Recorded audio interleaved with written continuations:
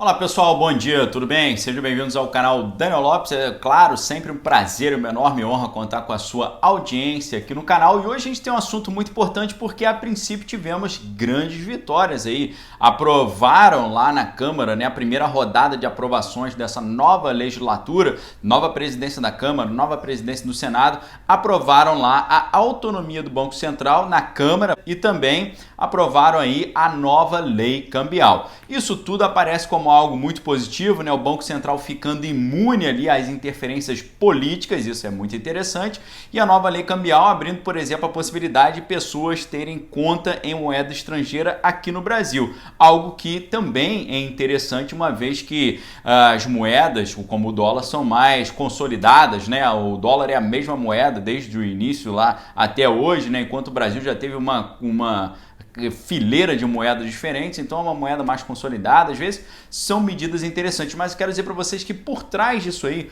tem algo muito preocupante que, se você acompanha aqui o meu canal, você já está um pouquinho ligado no que pode ser preocupante disso tudo. E eu vou dizer para vocês o que pode estar ali que ninguém percebeu e que ninguém está falando, tá bom? Antes disso, eu quero te convidar para se inscrever no curso Manual de Sobrevivência do Cristão no Século XXI, inscrições por tempo limitado, você tem um descontão se inscrevendo à vista.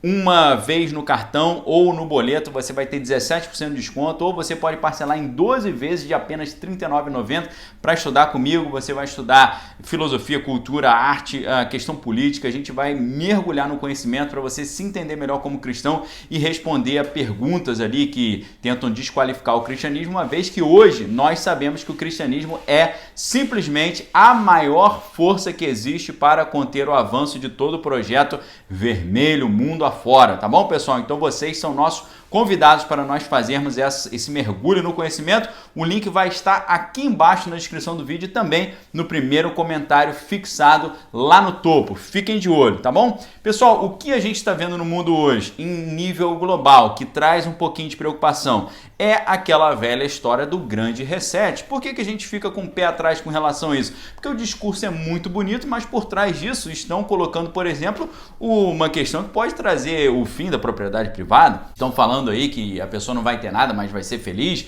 Se a gente olha os documentos, se a gente olha os livros lá do próprio cabeça do Fórum Econômico Mundial, publicou recentemente um livro sobre isso, a gente olha todo esse material e a gente fica um pouquinho preocupado. Parece muito uma implementação prática daqueles antigos sonhos do Carlinhos Marcos. Lembra do Carlinhos Marcos com seu manifesto lá, sempre colocando ali o poder centralizado, né, o controle maior, concentração de renda, concentração de poder, a derrubada da ordem social vigente de forma abrupta, né? Então tudo isso trazendo ali muita preocupação. E eu digo para vocês, qual é o maior obstáculo para a implementação desses projetos todos aí de centralização e de controle? O maior obstáculo é a existência das criptomoedas descentralizadas, por exemplo, o Bitcoin. A existência do Bitcoin dando uma alternativa para que as pessoas tenham ali talvez uma reserva de valor, interações econômicas que não dependam de bancos centrais.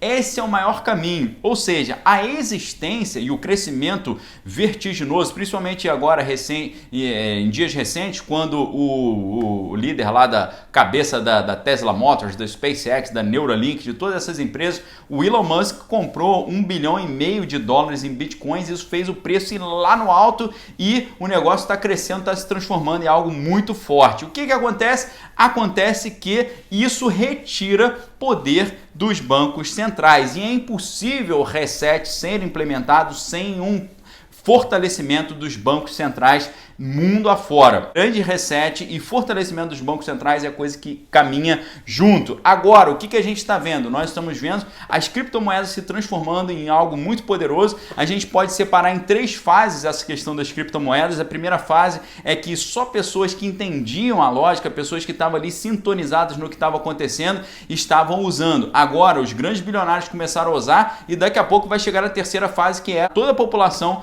o cidadão comum do dia a dia ali vai vai começar a usar. Isso está trazendo grandes preocupações. É possível que no futuro próximo a gente veja uma tentativa do Estado de regulamentar esse tipo dessas criptomoedas descentralizadas e também dar uma alternativa, fazer uma outra moeda digital, mas não descentralizada como os blockchains aí do Bitcoin, mas uma moeda central centralizada, como eu tenho falado muito para vocês, os CBDC, Central Bank Digital Currency. Essas moedas centralizadas trazem um grande problema aí de controle estatal, fim da privacidade, o monitoramento total do que está sendo feito. Então, algo que traz um nível elevado de preocupação para aqueles que já entenderam qual é a história. Nós estamos caminhando para um mundo de centralização, um mundo de controle, um mundo do Estado grande. Isso é coisa que eu não gosto, eu não acho interessante, porque eu não acho que o Estado tem competência para decidir o que a gente precisa fazer com a nossa vida. O Estado deveria se restringir às questões jurídicas, às questões mais básicas da sociedade e não atrapalhar o cidadão a ter o seu trabalho, exercer a sua atividade profissional remunerada, ter a sua autonomia,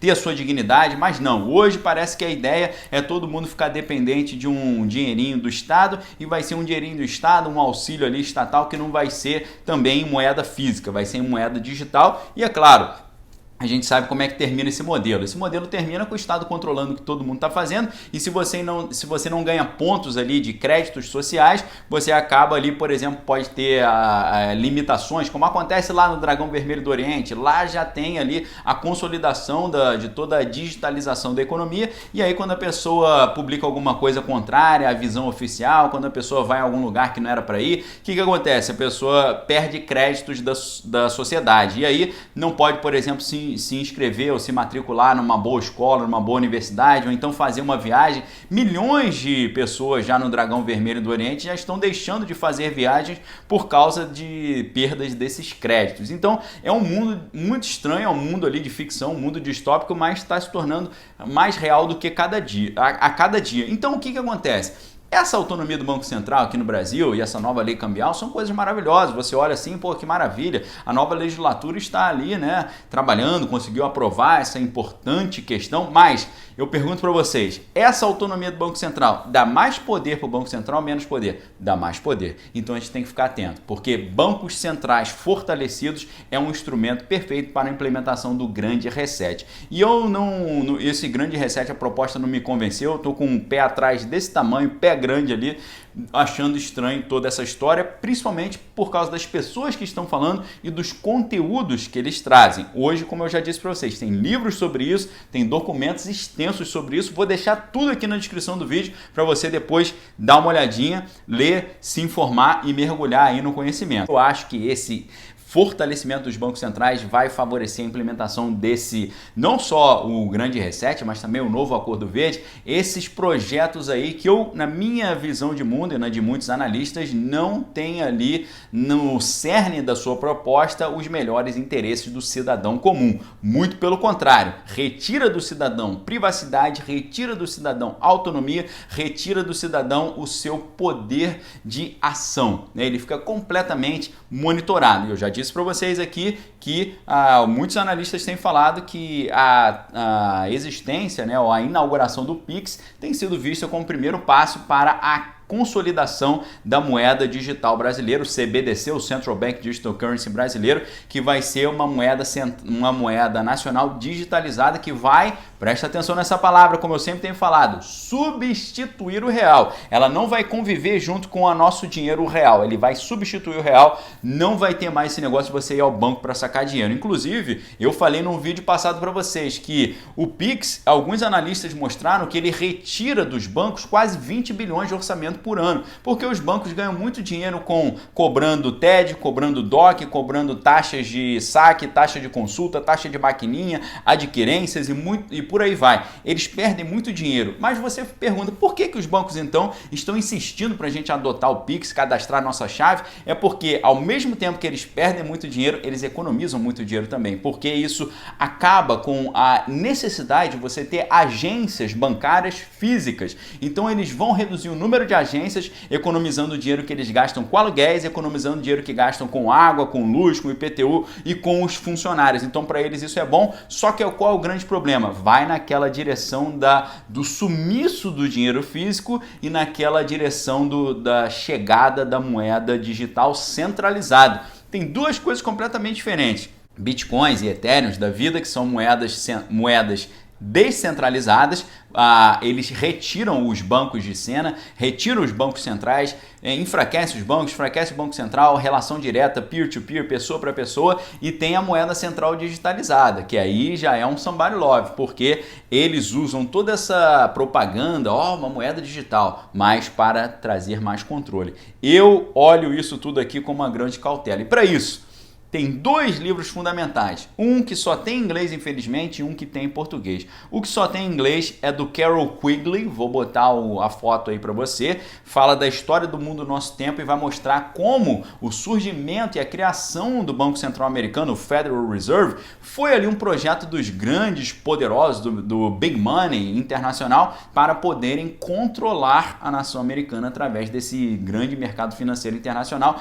Os Estados Unidos resistiram muito tempo, eles conseguiram segurar muito a criação do Banco Central Americano. Os pais fundadores tinham um grande receio com relação a isso, porque eles sabiam que era uma maneira que os países acabavam ficando endividados, ficando dependentes de ingerência internacional, mas eles conseguiram, usando um argumento lá de crise, né? Tá vindo a crise de 29, né? Essa crise aí dos anos 30 e tal. Com esse argumento, né? Eles usaram a situação de crise para implementar essa ideia do Banco Central e implementar uma nova visão completa do sistema financeiro nos Estados Unidos. E o que está acontecendo hoje, em 2021? Ano passado teve o quê? Uma grande crise sanitária, que também teve uma grande crise econômica. Eles também, mais uma vez, a história se repete, estão usando isso como um ensejo, uma oportunidade de propor um novo sistema financeiro, não só isso, uma nova sociedade, uma nova maneira de se relacionar, o cidadão com o Estado, um novo contrato social, uma maneira nova das pessoas interagirem,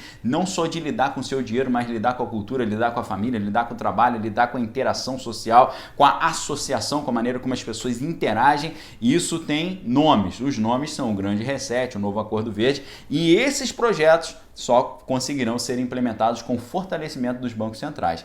Quando vem um projeto desse de autonomia do Banco Central brasileiro, eu pergunto, ele fortalece ou enfraquece o Banco Central? Fortalece. Então eu fico de olho, porque pode ser mais uma pecinha para a implementação desse grande reset aí, que tem muitas reticências aí que a gente coloca. Tá bom, pessoal? Vamos ficar ligado, tá? Fique de olho, examine todas as coisas, retém que é bom. Mais uma vez, deixa o convite, se inscreva aqui no curso Manual de Sobrevivência do Cristão no Século XXI. Você vai entender isso tudo logo no primeiro módulo, que é o Cristão e a Política. A gente trata desses assuntos aqui na prática. E se você quiser adquirir o outro livro é do Gary Allen, vou colocar a imagem aqui agora para vocês. Esse livro do Gary Allen, eu digo para você, sem receio de estar falando bobagem. Se você não leu esse livro, você não entende direito o que está acontecendo no mundo hoje, tá bom? Você precisa ler esse livro, é um conteúdo indispensável. Depois que eu li esse livro, a minha visão sobre o que é o mundo mudou completamente e eu já consigo entender e me antecipar às